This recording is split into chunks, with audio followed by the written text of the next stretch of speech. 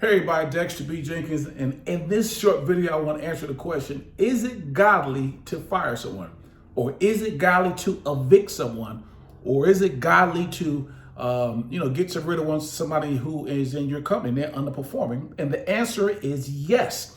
And the reason why I'm shooting this video is because I've had several conversations with people who struggle with this. Maybe they, in particular, I know a person who, or I've heard of a story where a guy, had some tenants and they weren't, paying their rent. And he thought it wasn't godly to put them out.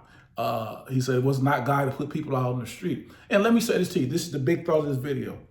You, as whether you're a landlord or property manager, or whether you are an employer, or whether you are a supervisor, you have a stewardship responsibility to make that entity as profitable as can be, number one. And then number two, you have a responsibility to help those people reach their fullest potential. And the only way they can reach their fullest potential by producing.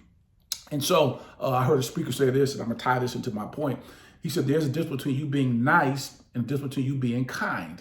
And he said, we can be nice to people, but even sometimes we're being nice, we're not being kind. So tied into this example right here. So, maybe you got someone who isn't paying the rent and you're trying to let them slide. You think you're being nice, but in reality, you're not being kind to them. And also you're not being kind to you because the asset that you are called to steward is not being as productive as it could be. Or maybe it's your company. Well, you got someone who is unproductive as an employee. Well, the thing that has been given to you, you're not making it as productive because you got somebody on your team who's not performing.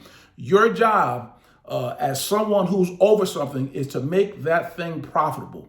And sometimes that means you may have to make some tough decisions, such as letting someone go, or downsizing someone, or firing someone, or evicting them. And let me say this to you.